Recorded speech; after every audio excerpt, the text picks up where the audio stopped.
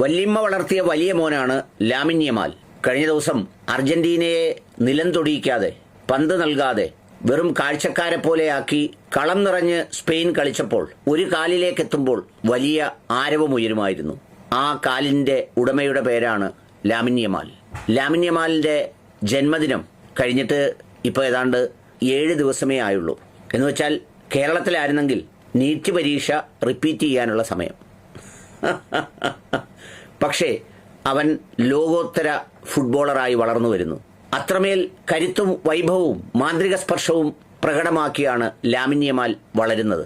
Football legend എന്ന് ലോകം സാക്ഷ്യപ്പെടുത്തിയ Lionel Messi സ്പർശിച്ച് താരാട്ടുപാടിയ Lamine Yamal ഇന്നലെ അവരിരുവരും നേർക്ക് നേരെ വന്നപ്പോൾ മെസ്സി കാഴ്ചക്കാരനും ലാമിൻ യമാൽ കളിക്കാരനുമായിരുന്നു. കാലം അങ്ങനെയാണല്ലോ ചിലതൊക്കെ പറയുന്നത്.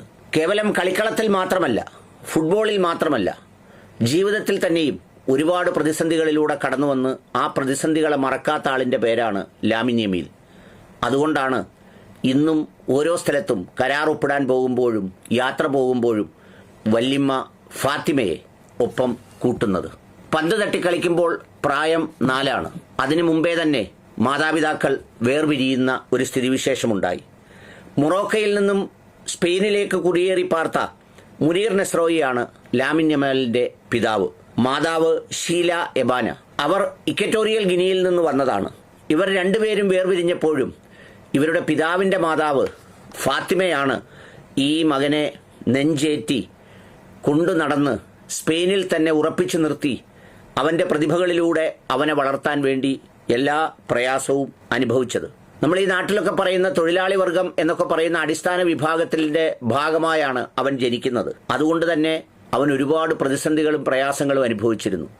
ജീവിതത്തിന്റെ ആദ്യ കാലഘട്ടങ്ങളിലൊക്കെ മാതാപിതാക്കൾക്കും അതുപോലെ ഇവനെയും ഒക്കെ സഹായിച്ച അവരുടെ ഓർമ്മയ്ക്ക് വേണ്ടിയാണ് ആ 2 സുഹൃത്തുക്കളുടെ പേര് ചേർത്താണ് ലാമിൻ യമാൽ എന്ന് പറയുന്ന പേര് ഇവന് നൽകിയത്.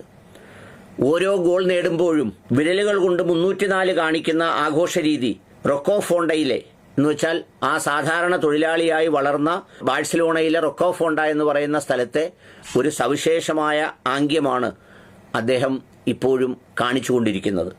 സ്പെയിനിന്റെ പതാകയ്ക്ക് പുറമെ മൊറോക്കോ, ഇക്വറ്റോറിയൽ ഗിനിയ എന്നീ രാജ്യങ്ങളുടെ പതാകയും ലാമിൻ യമാൽ തന്റെ ബൂട്ടുകളിൽ പതിക്കാറുണ്ട്, അല്ലെങ്കിൽ അത്തരം കാര്യങ്ങൾ ചെയ്യാറുണ്ട്.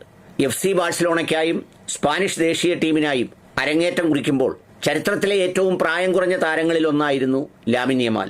2024 യൂറോ കപ്പ് നേടിയ സ്പാനിഷ് ടീമിലെ പ്രധാനപ്പെട്ട കളിക്കാരനായിരുന്നുവെന്ന് മാത്രമല്ല, young player of the tournament എന്ന അവാർഡും അദ്ദേഹം സ്വന്തമാക്കിയിരുന്നു. കളികൾ കാണുമ്പോൾ, അദ്ദേഹത്തിന്റെ ചടുലമായ ട്രിബിളിംഗ് കാണുമ്പോൾ, ശരീരത്തിൽ ഉണ്ടാകുന്ന ആ പന്ത് കൈവച്ചുകൊണ്ടുള്ള സെർവുണ്ടല്ലോ, ബോഡി സെർവ്, അതൊക്കെ കാണുമ്പോൾ ആ പ്രതിഭാധനത്വത്തിന്റെ മാന്ത്രിക സ്പർശം നമുക്ക് കാണാൻ കഴിയാവുന്നതാണ്. ലാമിൻ യമാലിനെ സ്നേഹിക്കേണ്ടത് ജാതിയുടെയോ മതത്തിന്റെയോ പേരിലല്ല. ഏറ്റവും പ്രതികൂലമായ സാഹചര്യത്തിൽ നിന്ന് ഏറ്റവും കരുത്തുറ്റ പ്രതിഭാധനനായ ഒരു കളിക്കാരനായി മാറിയ അവന്റെ കഠിനാധ്വാനത്തെയാണ്.